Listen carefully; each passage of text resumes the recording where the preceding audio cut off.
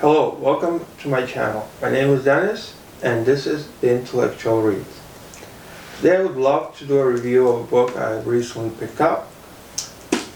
Gotta get the cover right. The book is titled The Besieged City by Clarice Lispector. I found this book at my local library.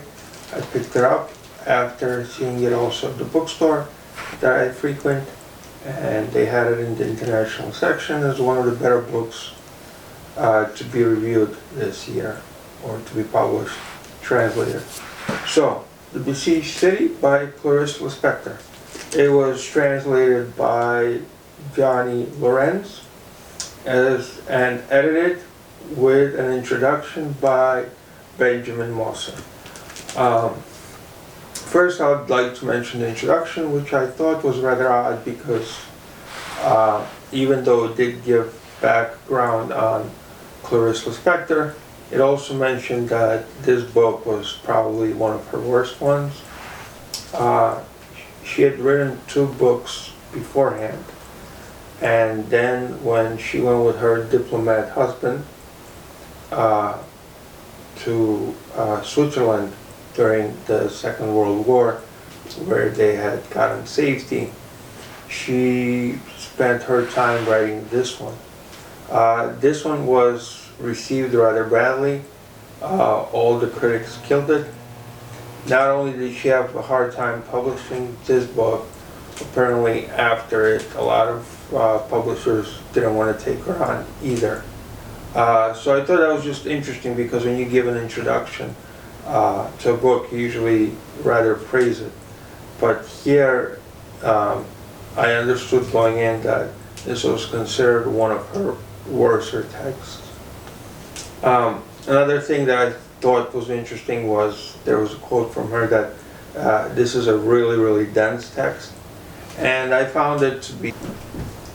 In this story, we follow Lucrecia Neves. She is a character who is dealing with 2 major problems.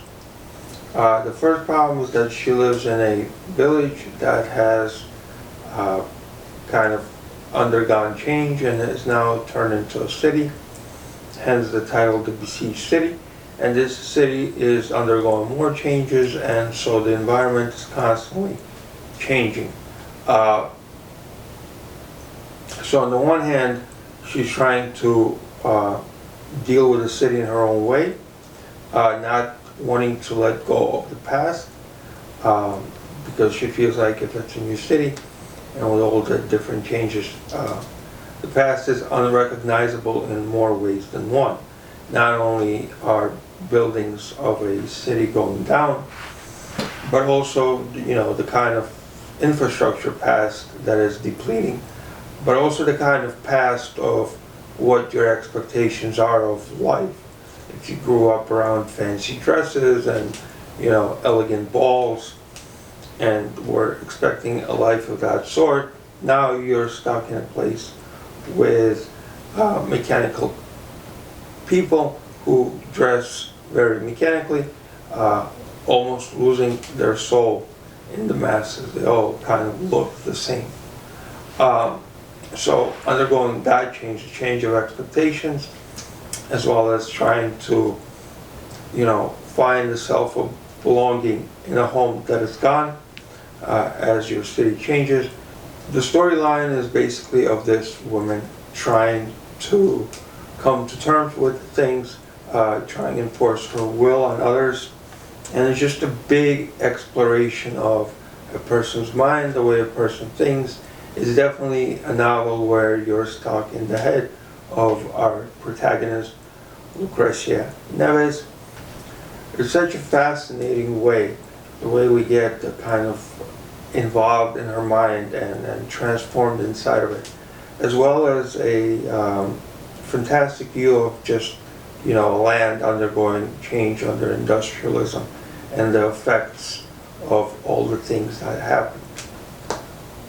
So I found a passage that I would like to read because I think it best summarizes kind of the whole idea of bringing all of this together, all these different themes and all of these issues that are to be explored in the book. It happens rather early. It's kind of the pretext to what Lucrezia is trying to handle in this text. And I think it would be like just a great kind of an idea of what's going on, as well as demonstrate her beautiful style of prose, her kind of hypnotizing sentences, and just the structure of her writing.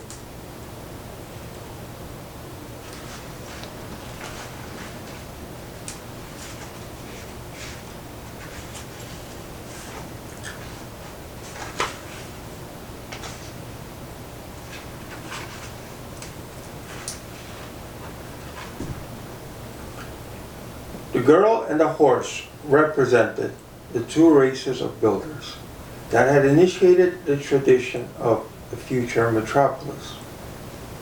Both could figure on its coats of arms. The merely function of the girl in her time was an archaic function that is reborn every time a town is formed. Her history formed with effort the spirit of a city. You could know which kingdom she represented at the new colony, since her work was all too brief and almost unexploitable. Everything that she was seeing was something. In her and in the horse, the impression was the expression. Really, a very crude function. She would indicate the intimate names of things, she, the horses, and a few others. And later, things would be looked at by name. Reality was needing the girl in order to have a shape. What is seen was her only inner life, and what was seen became her vague history, which, if revealed to her, would only give her the recollection of a thought that crossed her mind before falling asleep. Despite not being able to recognize herself in the revelation of her secret life, she really was directing it.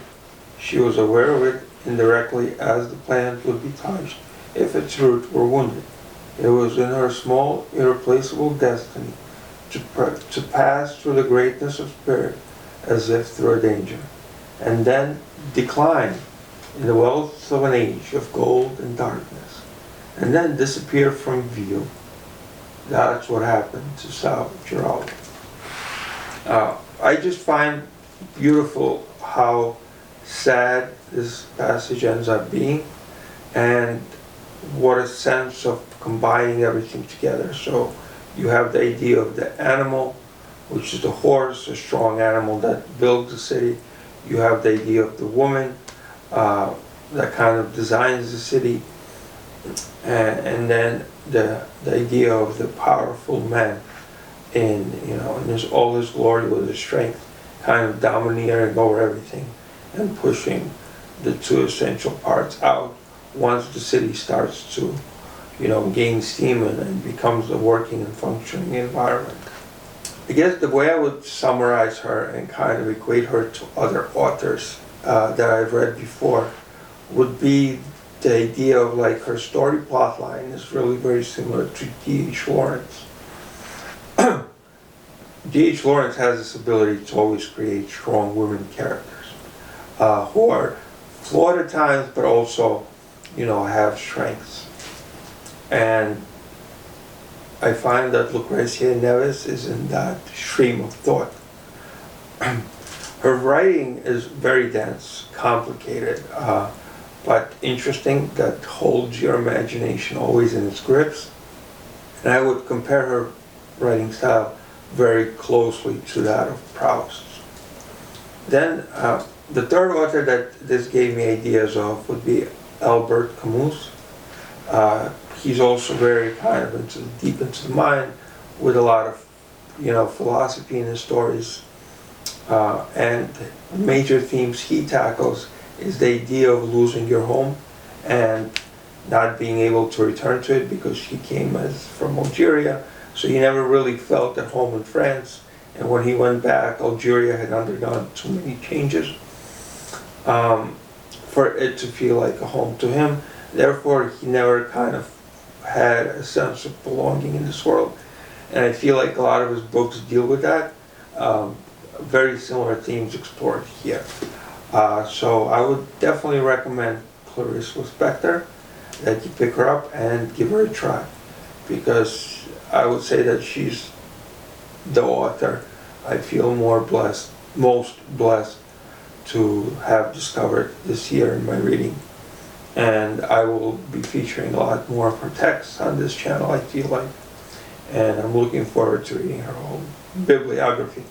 I don't know what is wrong with my voice, but I think it's telling me we need to end this video.